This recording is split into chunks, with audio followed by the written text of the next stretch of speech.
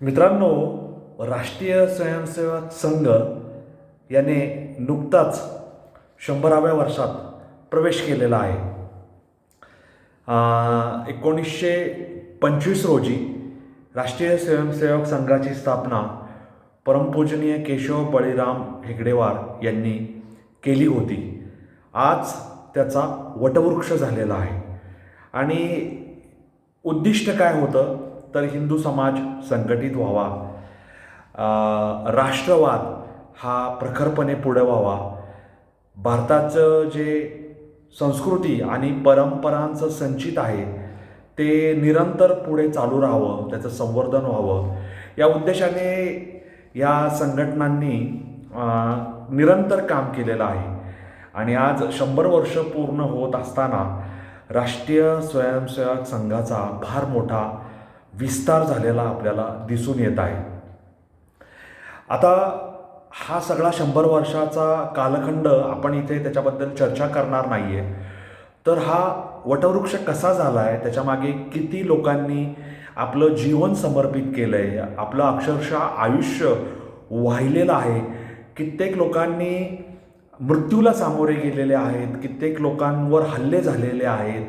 म्हणजे केरळमधलं पाहिलं तर तिथं कम्युनिस्टांचा रक्तरंजित नंगा नाच आपण पाहिलेला आहे, पश्चिम बंगालमध्ये पाहिलेला आहे, नॉर्थ ईस्ट ज्याला ईशान्य पूर्व भारत म्हणतात तिथं पाहिलेलं आहे.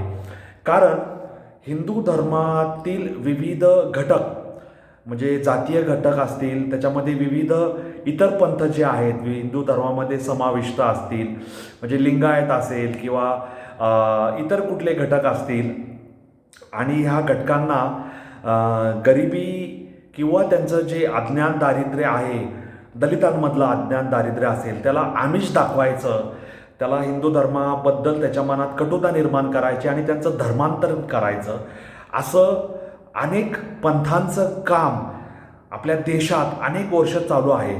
आणि कायदेशीर मार्गाने त्याला पाठिंबा देण्यात आलेला आहे की हिंदूंना फोडा आणि राज्य करा, हिंदूंची संख्या दिवसेंदिवस घटवत जा, कमी करत जा. आणि हे प्रयत्न कितीतरी वर्ष आधीपासून होत आलेले आहेत. म्हणजे हिंदूंचं शिरकाण हा भूतकाळातील काळाकुट्टा अध्याय आहे की ज्याचा अभ्यास करणं अत्यंत गरजेचं आहे.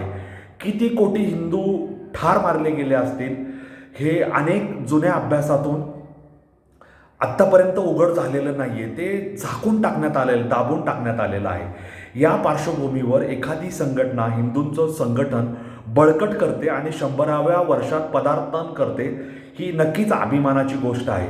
आता या संघटनेच्या पाळामुळांना आपण थोडक्यात त्याची माहिती घेणार आहोत किंवा त्याची संख्याशास्त्रीय माहिती जरी आपल्याकडं नसली तरी त्याच्यातली काही नावं आज आपण समजून घेणार आहोत. आता संघाची 1,00,000 शाखा ही क्षमता आहे, त्यांच्या शाखा ह्या 1,00,000 आहेत, 15 कोटी स्वयंसेवक आहेत, 2,00,000 सरस्वती विद्यामंदिर आहे, 5,00,000 आचार्य आहेत, आचार्य म्हणजे डॉक्टरेट आपण ज्यांना म्हणतो, त्याच्यानंतर 1 कोटी विद्यार्थी आहेत, 2 कोटी भारतीय मजदूर संघाचे सदस्य आहेत, 1 कोटी अखिल भारतीय विद्यार्थी परिषदेचे कार्यकर्ते आहेत, 1200 प्रकारात त्यांचे विविध संघटना आहेत, म्हणजे प्रकाशन संघटना आहेत 1200 त्यांची, 9,000 पूर्वकालिक आणि 6,00,000 पूर्वसैनिक परिषद आहेत. त्याच्यानंतर 5 कोटी विश्व हिंदू परिषद सदस्य आहेत, 50,00,000 बजरंग दल हिंदुत्व सेवक आहेत, 1.5 सेवा कार्य हिंदुत्व सेवक आहेत.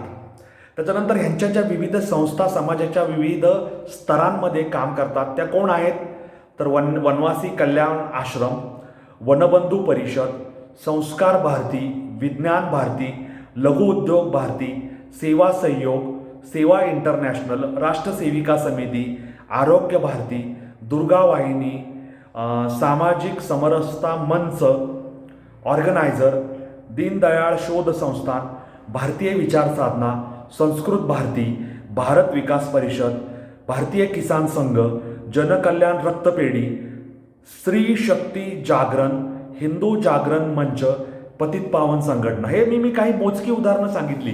अन्यथा यांचा विस्तार इतका प्रचंड आणि इतक्या विविध क्षेत्रांमध्ये तळागाळाशी जाऊन पाळंमुळं इतकी घट्ट रोवलेली आहेत की आज प्रत्येकाच्या ध्यानी मनी ओठांवर जिभेवर राष्ट्रीय स्वयंसेवक संघाचं नाव आहे.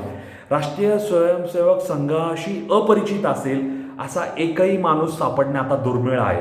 राष्ट्रीय स्वयंसेवक संघाचा द्वेष करणारे अनेक पंथीय लोक, अनेक विचारधारेचे लोक, अनेक कम्युनिस्ट विचारधारेचे लोक, अनेक अहिंसा आणि सत्य याचा खोटा टिमकी वाजवणारे लोक आहेत. कारण त्यांना भीती वाटते की हिंदू संघटित झाला, जाती पाती त्याच्यानंतर अंतर्गत विचारसरणीमध्ये विभागला गेलेला हिंदू अखंड एकत्र आला तर आपली राजकीय पोळी भासता येणे अशक्य होणार आहे आणि आपल्याला या देशातून काढता पाय घ्यावा लागेल. त्यामुळे राष्ट्रीय स्वयंसेवक संघाचे 100 वर्ष पूर्ण होत असताना राष्ट्रीय स्वयंसेवक संघाच्या विचारधारेमार्फत पंचपरिवर्तनाचा संदेश देण्यात आलेला आहे. आणि हे पंचपरिवर्तनमध्ये काय आहे तर आत्मबोध म्हणजे काय तर आपण कोण आहोत, त्याच्यानंतर सामाजिक समरसता, उच्च नीच कनिष्ठ श्रेष्ठ ज्येष्ठ असे सगळे भेदभाव विसरून आपण सर्व बहीण भाऊ, आपण सर्व एकात्म भावनेने राहणारे जीव अशा प्रकारची सामाजिक समरसता निर्माण करायची आहे. पंचपरिवर्तनमधले दोन पंच, आत्मबोध आणि सामाजिक समरसता. पंचपरिवर्तनमधला तिसरा बिंदू कौटुंबिक प्रबोधन म्हणजे आई वडील, त्याच्यानंतर घरातला कर्ता पुरुष, पत्नी, मुलं बाळं हे कुटुंब संस्था जिवंत राहिली पाहिजे. कुटुंबामध्ये एकता असायला हवी, त्याच्यानंतर स्नेह असायला हवा, प्रेम असायला हवं, सुखदुःखांची जाणीव हवी. कुटुंब सशक्त राहिलं तर देश सशक्त राहील, समाज सशक्त राहील.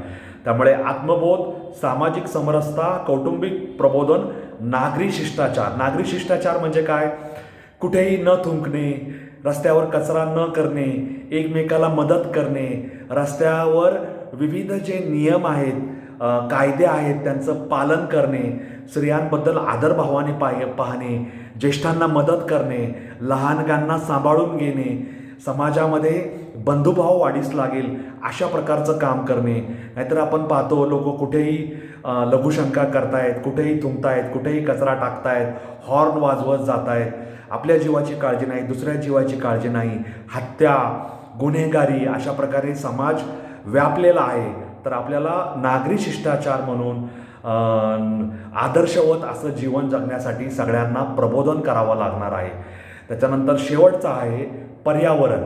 पर्यावरणाची जपणूक, पाणी असेल, हवा असेल, माती असेल, या सगळ्यांना सांभाळणं, झाडांची निगा राखणं, नदीची निगा राखणं, ती स्वच्छ राखणं, आपली जी परिसंस्था आहे ती जपणं, पशु पक्षी यांचं संरक्षण करणं, संवर्धन करणं, हरितसृष्टीचं संवर्धन करणं, नद्या नाले ओढे प्रवाह झरे यांना सांभाळणं, जमिनीची धूप रोखणं, पिकांचं संवर्धन करणं, उपयोगी झाडांचं संवर्धन करणं आणि दूषित वायू, दूषित हवा, इंधन खूप जाळणं, दगडी कोळसा जाळून वातावरण काळवणं आणि जमिनींचं मुरुम काढ, डबर काढ, दगड काढ, खोदाई कर, रात्रंदिवस ड्रिल चालव, कॉन्क्रीटची जंगलं उभी कर, हे सगळं टाळणं, पशूंची हत्या करणं, पक्ष्यांचा अधिवास उद्ध्वस्त करणं हे सगळं टाळायला हवं.